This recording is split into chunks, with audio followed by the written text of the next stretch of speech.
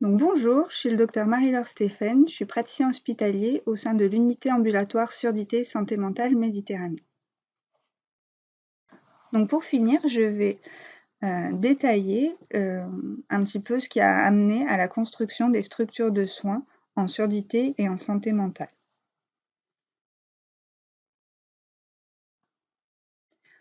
Donc tout d'abord, je vais vous parler du rapport du Health Advisory Service qui date de 1998 et qui a été un petit peu l'élément déclencheur à la prise en charge, à l'amélioration de la prise en charge des personnes sourdes, puisque c'est les missions des différentes unités ont pu se mettre en place grâce aux recommandations qui ont été établies dans ce rapport, qui établit que les personnes sourdes font partie d'une minorité linguistique et culturelle et qu'il est important de les soigner dans un environnement culturellement adapté, qui établit également que voilà, les soignants vont devoir au mieux obtenir des capacités à communiquer clairement.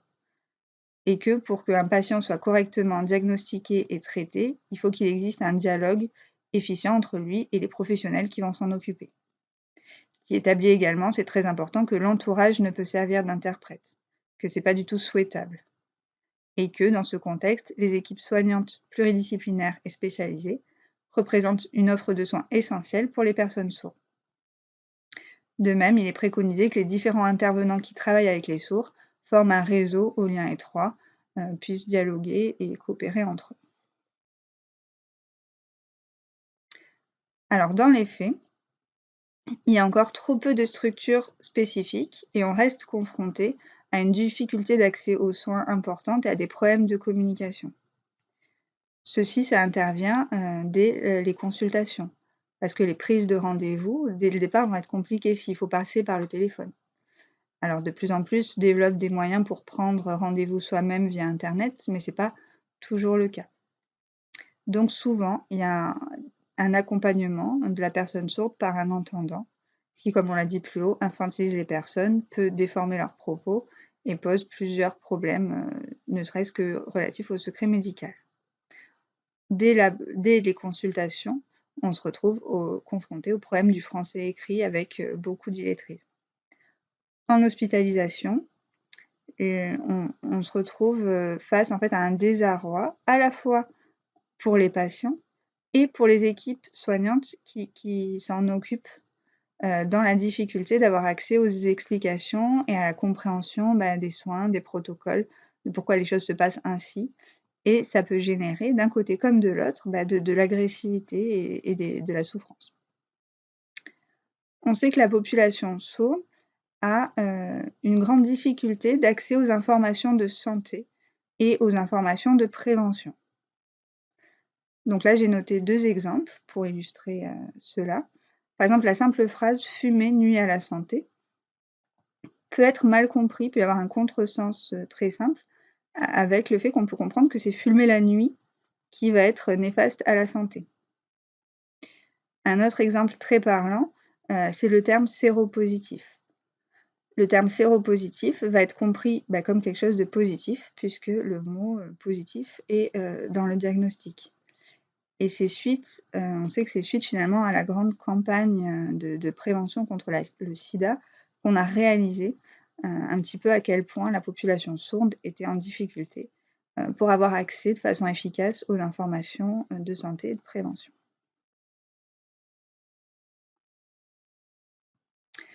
Donc ici, on a symbolisé la carte des unités d'accueil et de soins spécifiques pour les personnes sourdes. Donc on voit noté en noir tout ce qui va dans le réseau, sur la carte de France, permettre l'accueil des personnes sourdes au niveau du soin somatique. Et on voit figurant en bleu les unités qui permettent un accueil spécifique en psychiatrie, avec des consultations de psychiatres ou de psychologues. Donc on peut voir que même déjà au niveau des unités somatiques, il y a de très grandes disparités régionales, qu'il y a des déserts vraiment médicaux, des zones où il n'y a aucun dispositif spécifique. Et alors concernant les unités psychiatriques et de santé mentale, c'est vraiment très très faible. Il y a peu d'unités en France qui sont ouvertes à ce jour. Donc pour finir cette présentation, je vais parler un petit peu plus spécifiquement de l'unité ambulatoire surdité santé mentale Méditerranée, donc qui est l'unité au sein de laquelle je travaille et qui se situe, dont les bureaux se situent à la Conception à Marseille. Donc c'est une unité qui existe depuis octobre 2007, qui a été ouverte au départ sous l'impulsion du docteur Ciosi. Et c'est une unité qui propose donc une activité ambulatoire avec des consultations en langue des signes française, avec ou sans la présence d'interprètes en langue des signes française ou la présence d'intermédiateurs, qui sont, comme j'expliquerai un petit peu plus loin, des professionnels sourds qui vont avoir pour rôle d'aider, de faire le lien entre le soignant et le patient sourd, de permettre d'instaurer un climat de confiance, mais aussi de favoriser la communication en pouvant reformuler certains messages, certaines phrases en langue des signes, jusqu'à s'assurer que le patient ait vraiment bien compris l'information. Donc l'unité ambulatoire surdité santé mentale a également une mission de psychiatrie de liaison. Donc ça arrive régulièrement qu'on puisse intervenir sur différents établissements au sein de la PHM ou d'autres hôpitaux comme Valvert, comme l'IPC, pour aller rencontrer les patients hospitalisés et venir un petit peu en soutien des équipes soignantes, faire le lien, les rassurer, leur expliquer les soins. On travaille également en coopération étroite donc avec l'UASS-LS, qui est le pôle somatique d'accueil des personnes sourdes, qui se situe également à la Conception, ainsi qu'avec les établissements d'ESAT, qui régulièrement peuvent nous solliciter pour voir accueillir des patients. On a aussi un partenariat avec l'IRS des Hirondelles ou de la Rémusade, qui sont des établissements qui accueillent les enfants et les adolescents sourds pour permettre leur scolarisation et leur intégration, et pour définir avec eux leur parcours, leur projet de vie, leur projet professionnel. On a une mission de formation également, et on organise pour cela des journées de sensibilisation proposées au personnel de la PHM qui permettent de présenter comment accueillir au mieux les personnes sourdes à l'hôpital. Et ça nous arrive de participer à des travaux de recherche, comme par exemple l'adaptation de certaines échelles, de certains questionnaires, de certains autoquestionnaires en langue des signes, ou la transposition du MMS en langue des signes, parce que sinon c'est très compliqué de pouvoir proposer ce type d'échelle ou de test à des personnes sourdes. Donc là, c'est un diagramme pour montrer simplement que l'origine géographique de notre file active.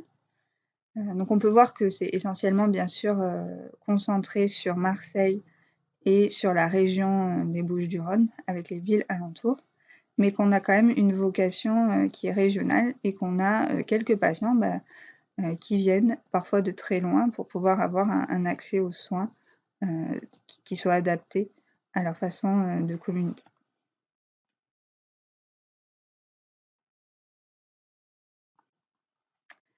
Donc là aussi, à titre indicatif, c'est un diagramme qui représentait la répartition des diagnostics dans la file active de nos patients, donc qui date de 2016. Et on voit qu'on retrouve à peu près 50% des patients qui sont atteints de troubles névrotiques. Donc parmi eux, peut-être un petit peu des gens qui, s'ils étaient entendants, auraient tendance à consulter un psychiatre en libéral ou un psychologue en libéral, mais qui vont plutôt venir sur une structure adaptée qui leur permet d'être compris et de s'exprimer dans leur langue. Après, on a en gros, à part égale, des personnes qui vont présenter des troubles mentaux, soit du registre des troubles de l'humeur ou des psychoses, on voit qu'on a à peu près 15 et 15%, ou encore des troubles graves de la personnalité. Enfin, on a un petit pourcentage de patients qui vont présenter des troubles sévères du développement et des handicaps associés à la surdité.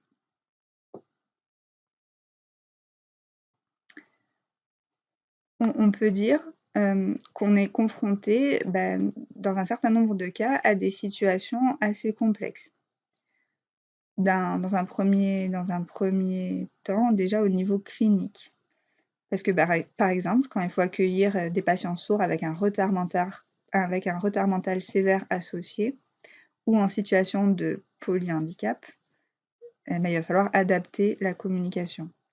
Par exemple, pour les patients sourds-aveugles, on ne peut pas simplement passer par la langue des signes française.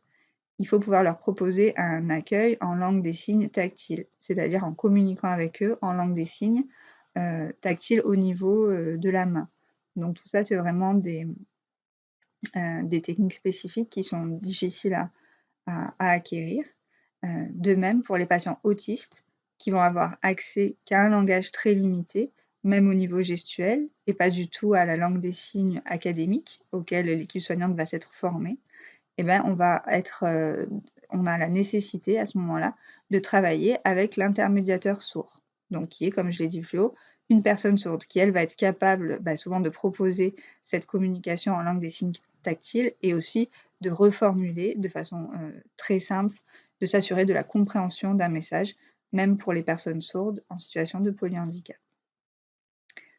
On rencontre souvent des problématiques sociales complexes, notamment liées au fait qu'il y a très peu de structures d'aval spécialisées dans l'accueil des personnes sourdes et que c'est une population qui est en situation de précarité fréquente.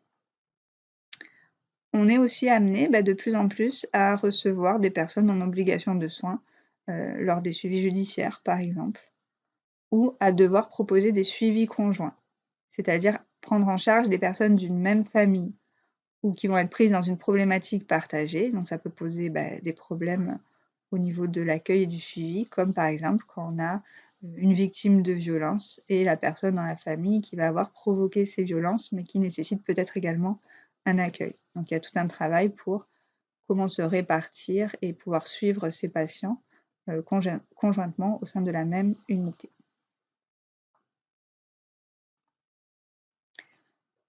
Concernant l'orientation des patients dans notre unité, on a des demandes qui peuvent émaner de différents interlocuteurs. Donc parfois, ça arrive fréquemment que les patients, en fait, de plus en plus nous connaissent eux-mêmes, qu'ils aient entendu parler de nous et qu'ils puissent nous contacter directement en passant par un numéro de téléphone portable, donc ils peuvent envoyer des SMS. Ou alors on est sollicité par leur famille. Et quand c'est le cas, on demande au maximum que la demande puisse venir bien sûr du patient lui-même. On a aussi des patients qui nous sont adressés par nos collègues du pôle somatique, ainsi que par différents secteurs de psychiatrie, parce que les médecins ont entendu parler de notre unité, ou par des psychiatres libéraux qui vont rencontrer des difficultés de prise en charge pour leurs patients sourds. Également les services de médecine somatique ou le service d'accueil des urgences, que ce soit somatique ou psychiatrique, peuvent faire appel à nous, de même que des établissements spécialisés comme l'Institut régional des sourds ou les secteurs médico-sociaux comme les ESAT ou les foyers d'accueil médicalisés ou les foyers d'accueil occupationnels. Ça arrive fréquemment qu'on puisse recevoir des patients accompagnés des éducateurs qui travaillent dans ces établissements et qu'on les reçoive régulièrement pour faire le point, pour qu'ils aient un lieu d'accueil à l'extérieur de ces établissements.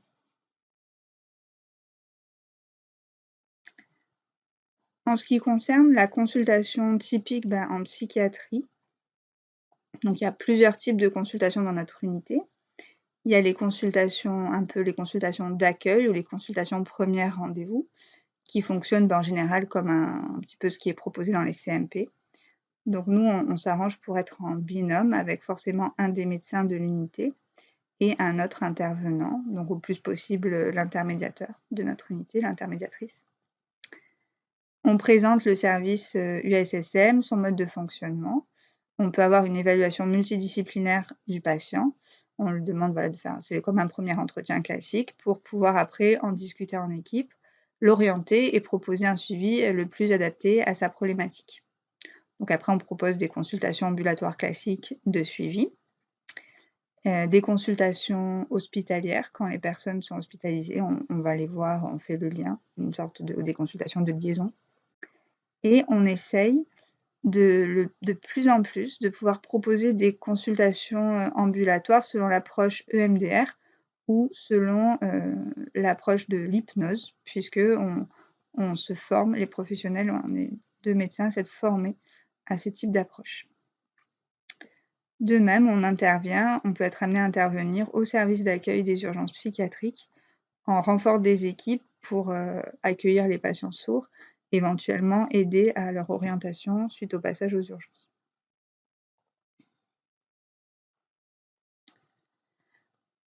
Une fois qu'on est en consultation, nous, comment est-ce qu'on travaille quand on reçoit un patient sourd? Donc il y a plusieurs configurations d'entretien. On peut les accueillir seuls, c'est-à-dire le psychiatre seul, en direct, en langue des signes française, ce qui est évidemment la situation la plus confortable parce que ça permet d'être en relation duel avec le patient et qui est vraiment un lien médecin-patient le plus favorable qui puisse être.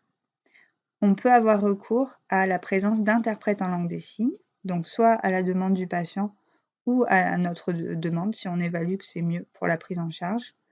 Par exemple, si la qualité de communication en langue des signes française n'est pas suffisante en direct, ou si à chaque fois que le patient va être accompagné d'un entendant, que ce soit un membre de la famille, un ami, un travailleur social, toute personne qui l'accompagne, qui intervient dans sa prise en charge mais qui ne signe pas, il faut qu'on pense à demander à ce qu'il y ait un interprète pour que toute l'information qui passe dans l'entretien puisse lui être restituée, qu'il n'y ait pas de perte d'information. On peut faire, comme j'ai dit assez souvent, appel à un intermédiateur pour, par exemple, les patients qui communiquent en langue des signes étrangère, pour les patients qui présentent des handicaps associés et qui ne vont pas avoir une langue des signes académique, mais des fois des signes un peu formalisés, juste une communication plus pauvre et pour lesquels il va falloir adapter la communication. Aussi en situation de crise, pour donner un avis clinique et nous éclairer, nous aider à la perception des troubles du langage ou de certains signes qu'on pourrait avoir du mal à interpréter. Parfois, on se retrouve dans des situations vraiment compliquées où il faut faire des montages un peu plus complexes avec le psychiatre, l'interprète et l'intermédiateur.